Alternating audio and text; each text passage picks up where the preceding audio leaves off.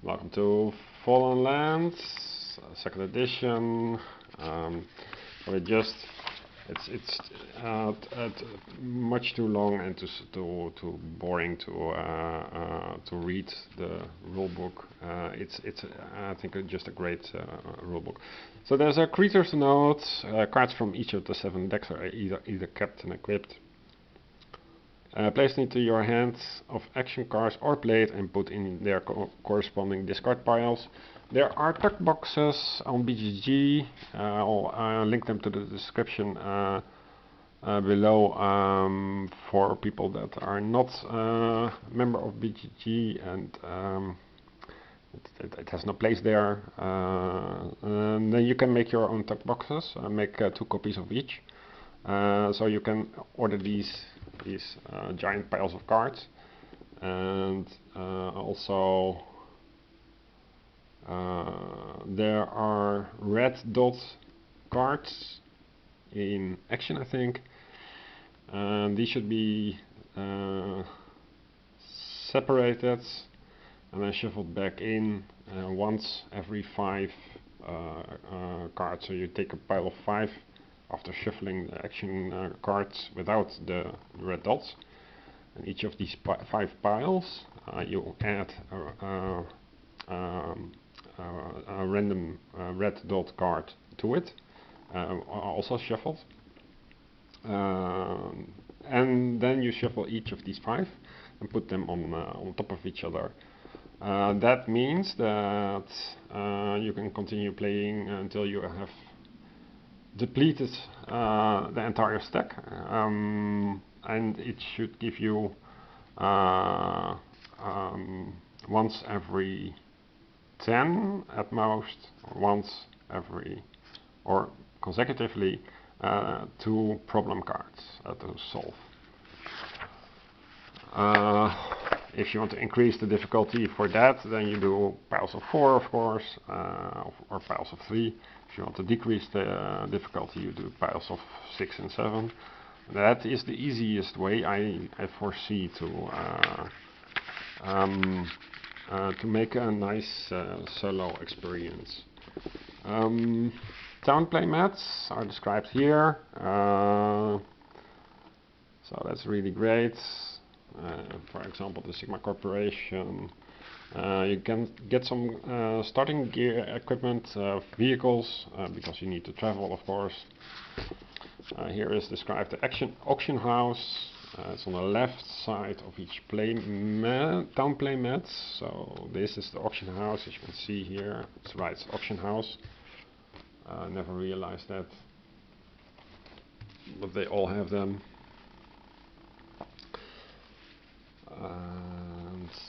So what is the other one? It's a town roster. And town roster is those members, because you have to select 5, that didn't get selected or elected to go adventuring, because you have a raiding party of 5 characters,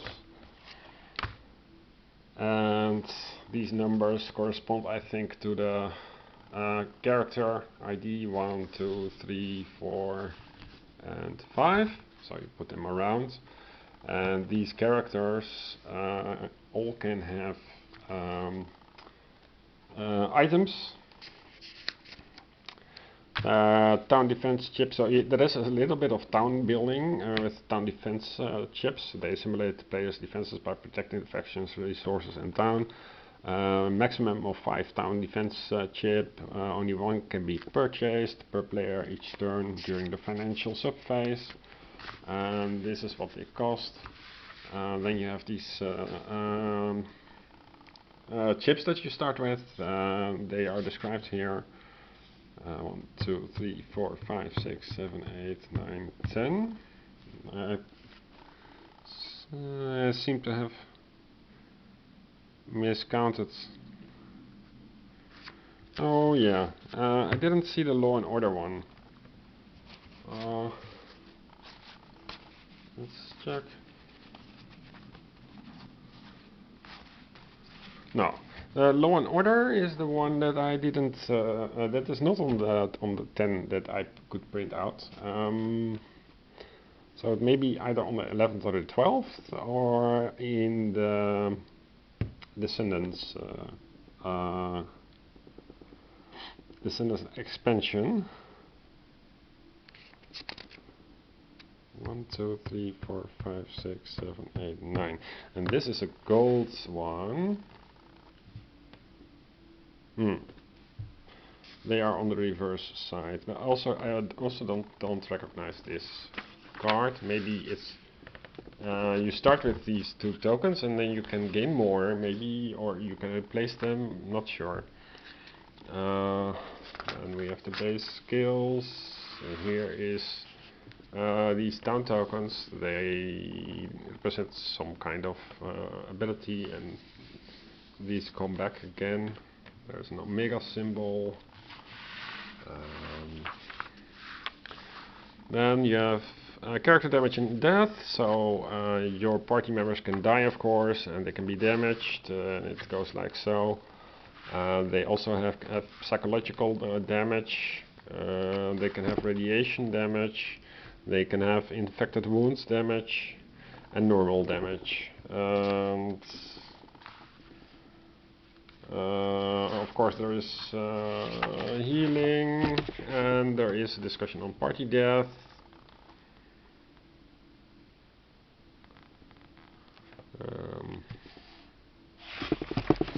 Yeah, that makes a lot of sense. I like this rulebook. Spoils deck. Sample spoils cards, the back of the spoils, the card anatomy for name, spoils category, overview, special ability, it's all clearly pointed out. Then what to do when the character dies with your spoils, it's discussed here. So they did their best to make a complex game sound simple. General classification of items is melee weapons, ranged weapons, equipment, books, armor. Books are nice to automatically succeed at a specific skill check. Equipment is nice in all fields. And armor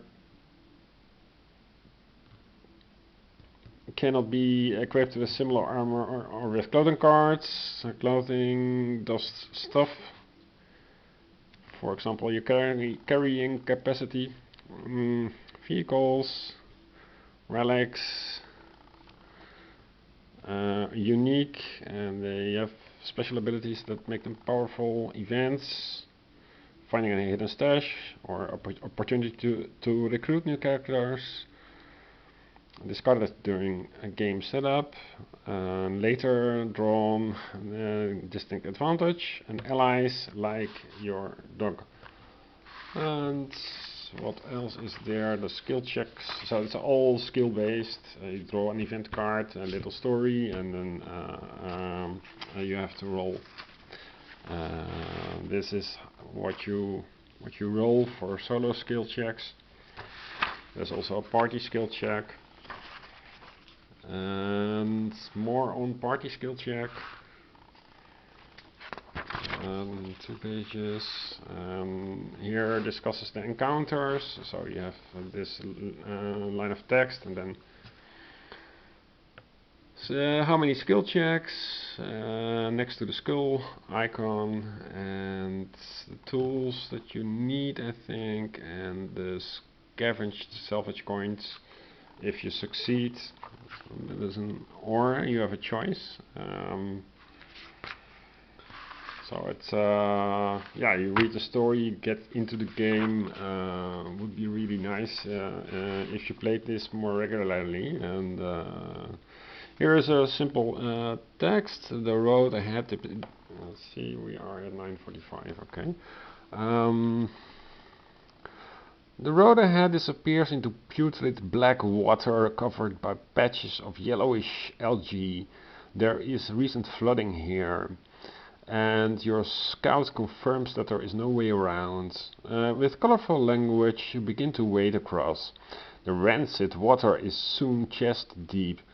Halfway through you are horrified as a leech the size of a deflated football coils tightly around your friend's arm. Everybody screams. Blood pools on the filthy surface. Blood pools on the filthy surface as the abomination's teeth latch onto flesh.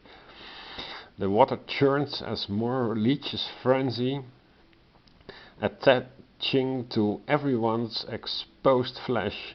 As you thrash toward dry land, the pain of your lesions quickly builds into a hellish burn.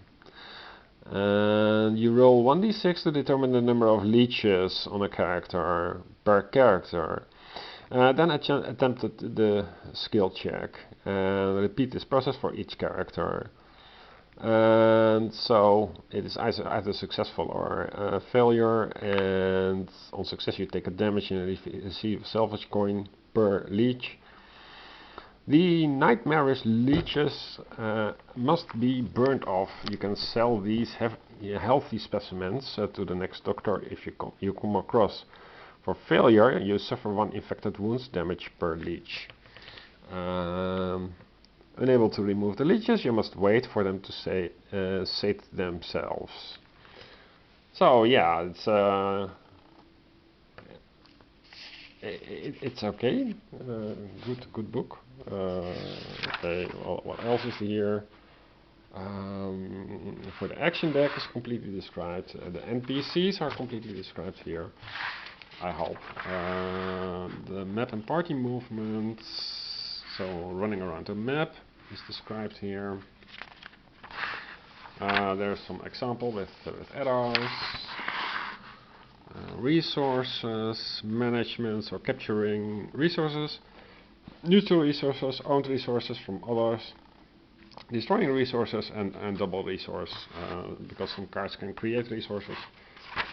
The first player sheet, we already saw that. The order of play, all the phases, so that's, I think, there is a constant first player, and then it is divided into